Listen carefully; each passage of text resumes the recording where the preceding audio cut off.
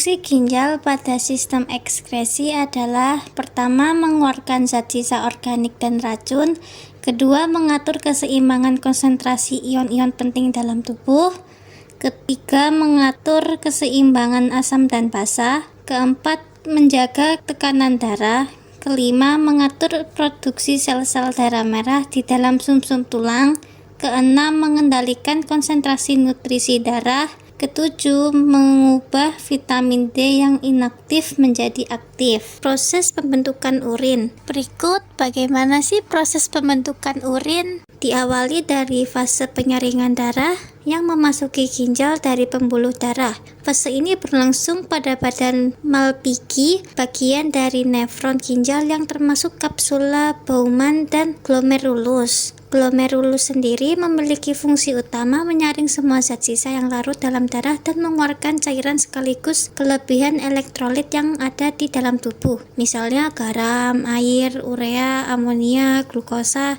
dan ion anorganik. Lalu berlanjut ke fase berikutnya, yaitu penyerapan kembali atau reabsorpsi berbagai zat yang masih diperlukan oleh tubuh. Proses ini akan kembali berlangsung sampai ke bagian lengkung Hendle. Kandungan dari urin sekunder adalah urea, garam, pigmen empedu, dan air. Pigmen empedu sendiri memiliki peran untuk memberikan bau dan warna pada urin. Kemudian, urin sekunder akan memasuki tubulus contortus distal dan melalui proses penyerapan lagi berbagai zat yang tidak lagi diperlukan tubuh sekaligus kelebihan air. Tahapan proses pembentukan urin yang terakhir adalah penggumpalan atau augmentasi. Urin sekunder yang berasal dari tubulus contortus distal akan turun dan menuju ke tubulus collectivus atau saluran pengumpul. Selanjutnya, urin masuk dalam pelvis renalis dari saluran pengumpul dan mengalir ke ureter dan kantung kemih. Saat kantung kemih sudah penuh, urin harus keluar dari tubuh melalui saluran uretra. Selanjutnya ada gangguan pada ginjal. Gangguan pada ginjal ada apa aja sih? Pertama, ada infeksi ginjal. Infeksi ginjal adalah gangguan pada ginjal yang seringkali terjadi akibat infeksi bakteri yang mulanya berasal dari kandung kemih atau saluran kemih. Perpindahan bakteri menuju ginjal dapat terjadi bila ada sumbatan pada saluran kemih atau infeksi saluran kemih yang tidak diobati. Gejala utama infeksi ginjal adalah nyeri pada pinggangnya atau punggung. Penyakit ini dapat terjadi pada segala usia, tetapi lebih mungkin menyerang orang yang lebih tua. Kedua, ada batu ginjal. Munculnya batu dalam ginjal disebabkan oleh tumpukan zat tertentu yang memicu endapan hingga membentuk gumpalan keras seperti batu atau kristal. Zat-zat tersebut biasanya berupa asam urat, kalsium, dan oksalat. Batu ginjal dapat terjadi pada semua usia. Sebagian besar penyakit ini terjadi pada orang yang berusia 30 hingga 50 tahun. Ketiga, ada gagal ginjal. Gagal ginjal dibagi menjadi dua, gagal ginjal kronis dan gagal ginjal akut. Gagal ginjal kronis adalah kondisi ketika fungsi ginjal mengalami penurunan secara bertahap, umumnya berlangsung selama 3 bulan atau lebih. Kondisi ini seringkali dipicu oleh penyakit tertentu seperti diabetes tipe 1 dan tipe 2, hipertensi, infeksi ginjal, serta penyakit autoimun. Sementara itu, gagal ginjal akut adalah penyakit ginjal yang terjadi secara tiba-tiba. Kondisi ini biasanya disebabkan oleh dehidrasi berat, sepsis, pendarahan hebat, cedera pada ginjal, atau akibat sumbatan pada saluran kemih yang menyebabkan cairan mengalami kembali ke ginjal. Penyakit ini paling umum terjadi pada orang yang berusia 65 tahun atau lebih. Selanjutnya ada nefropatik diabetik, penyakit pada ginjal yang merupakan salah satu komplikasi diabetes. Kondisi ini biasanya terjadi akibat kadar gula darah yang tinggi atau tidak terkontrol dalam jangka panjang. Nefropatik diabetik dapat memicu gejala berupa pembekakan pada tungkai lengan dan wajah, penurunan berat badan, serta urin berbusa. gatal-gatal, dan tubuh terasa lemas. Nefropatik diabetik biasanya terjadi pada usia 30 hingga 60 tahun lebih. Selanjutnya ada tumor ginjal. Kondisi ini terjadi akibat pertumbuhan sel abnormal di dalam ginjal yang memicu timbulnya benjolan. Tumor yang berukuran kecil umumnya bersifat jinak, sedangkan tumor yang berukuran besar seringkali bersifat ganas dan bisa berkembang menjadi kanker ginjal. Hingga kini belum diketahui secara pasti apa penyebab tumor ginjal. Penyakit ini biasanya menyerang orang yang berusia di atas 60 tahun. Ginjal polikistik. Penyakit ginjal polikistik adalah penyakit pada ginjal yang berkembang secara perlahan dan dalam waktu yang lama. Kondisi ini ditandai dengan munculnya banyak kista di dalam ginjal hingga mengubah ukuran dan fungsi ginjal. Penyakit ginjal ini umumnya disebabkan oleh kelainan genetik atau cacat pada gen yang diturunkan dari orang tua. Penyakit ini biasanya terjadi pada orang yang berusia 30 hingga 40 tahun. Untuk menghindari beberapa penyakit ginjal tersebut, pertama, minum air putih dalam jumlah yang cukup, setidaknya 8 hingga 10 gelas per hari. Kedua, berhenti merokok. Merokok dan terpapar asap rokok dapat merusak fungsi berbagai organ dalam tubuh, termasuk ginjal. Ketiga, mencukupi istirahat dengan tidur 6-8 jam sehari. Diperlukan agar tubuh dan organ di dalamnya termasuk ginjal tetap sehat. Jaga agar berat badan tetap ideal, melakukan aktivitas fisik secara rutin, dan terakhir, hindari mengonsumsi obat-obatan di luar dari anjuran dan pengawasan dokter, terlebih bila obat tersebut dikonsumsi dalam dosis besar atau dalam jangka panjang. Fungsi hati, menawar racun. Hati berfungsi untuk menawar racun dari makanan dan minuman yang dikonsumsi, memproduksi cairan empedu. Cairan empedu yang diproduksi hati membantu proses pencernaan, membantu metabolisme. Hati membantu proses metabolisme tubuh seperti mengubah asam amino menjadi energi, karbohidrat, atau lemak. Memproduksi protein. Hati memproduksi protein yang dibutuhkan tubuh untuk sintesis protein dan pembekuan darah. Memproduksi kolesterol. Hati memproduksi kolesterol yang dibutuhkan tubuh. Menyimpan energi. Hati menyimpan energi dalam bentuk glikogen yang dapat dipecah menjadi glukosa saat kadar glukosa darah rendah. Mengatur pembekuan darah. Hati berperan penting dalam proses pembekuan darah, membantu ginjal memproduksi urin. Hati mengubah amonia menjadi urea yang tidak berbahaya, kemudian diangkut ke ginjal dan dikeluarkan dalam bentuk urin. Hati mengeluarkan zat sisa berupa amonia, urea, bilirubin, dan empedu.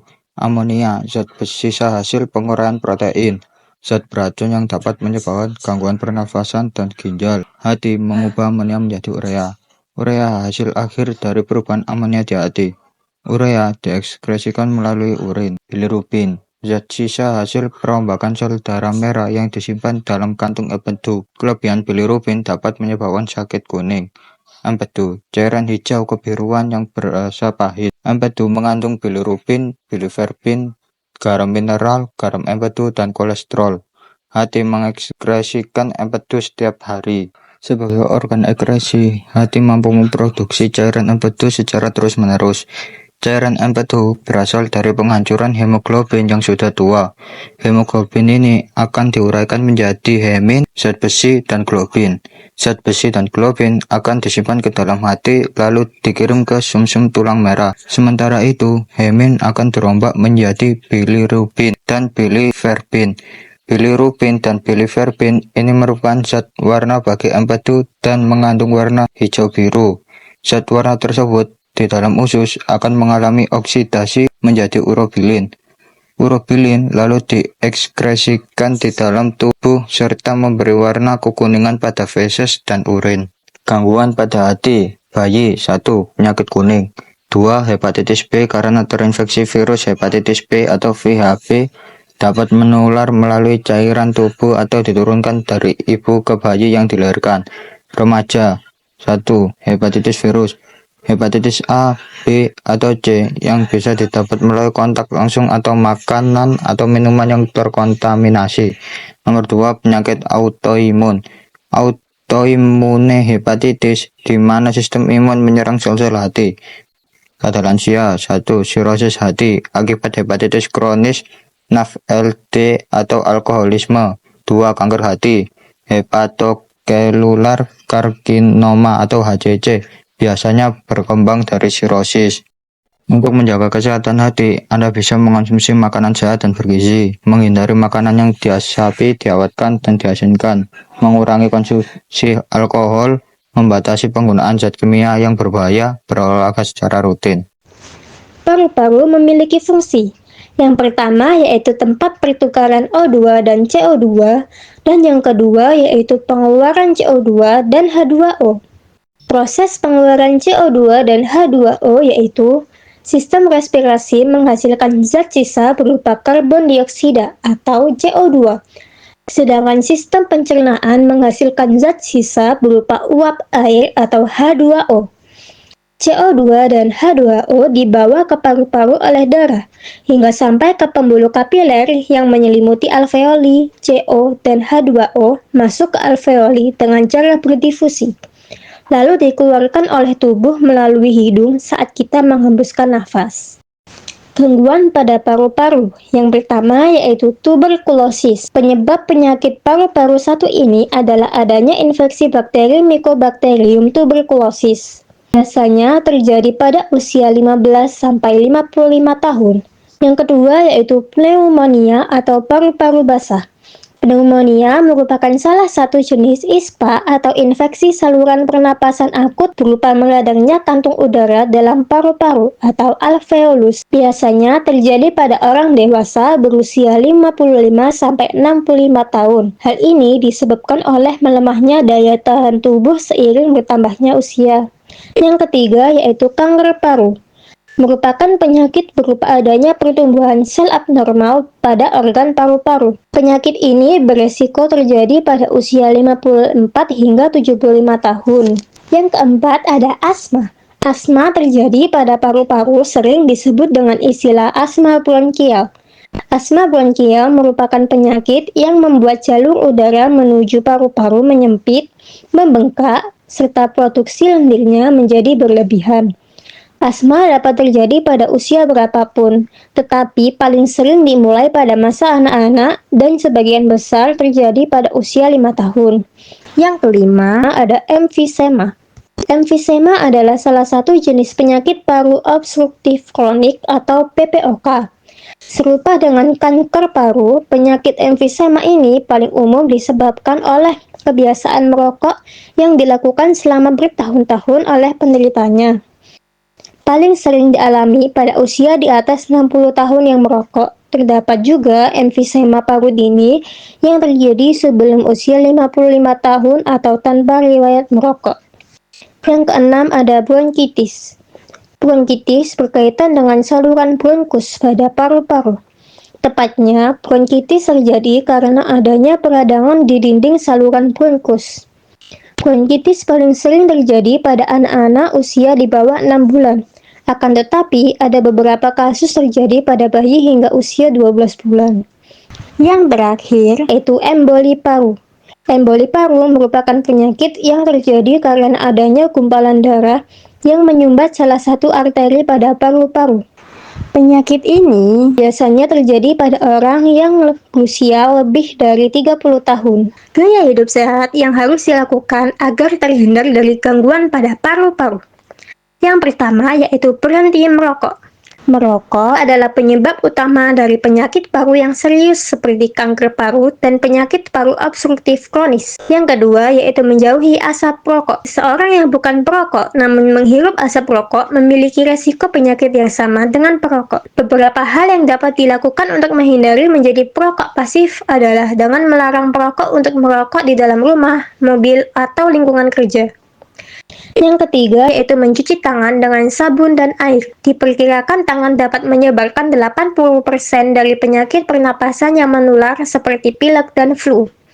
Yang keempat yaitu menghindari polusi udara dan menjaga kebersihan udara. Polusi udara di dalam ruangan dan luar ruangan dapat menyebabkan masalah kesehatan terutama bagi seseorang yang memiliki penyakit paru. Yang terakhir yaitu melakukan aktivitas fisik. Melakukan aktivitas fisik secara rutin minimal 30 menit setiap hari seperti senam aerobik dan berenang dapat menjaga kesehatan paru, menjaga kestabilan emosi, dan mengelola stres. Fungsi kulit sebagai organ sistem ekskresi adalah yang pertama sebagai indera peraba, yang kedua mengatur suhu tubuh, saja mengeluarkan keringat, tempat penyimpan kelebihan lemak, pelindung tubuh dari gangguan fisik seperti sinar, tekanan, dan suhu, gangguan biologis seperti jamur, dan gangguan kimiawi. Yang terakhir, tempat pembuatan vitamin D dari provitamin D dengan bantuan sinar matahari yang mengandung ultraviolet. Nah, di kulit sendiri terdiri dari 3 lapis utama. Yang pertama kulit ari atau epidermis, kulit janggat atau dermis, lapisan lemak atau hipodermis. Mari kita bahas satu persatu. Yang pertama, epidermis. Lapisan epidermis itu lapisan terluar kulit, terdiri atas stratum corneum yang tersusun dari sel-sel mati yang dapat mengalami pengelupasan. Yang kedua, stratum lucidum, lapisan tipis transparan di bawah stratum corneum tebal. Stratum spinosum tersusun atas sel-sel yang berfungsi mengganti stratum corneum.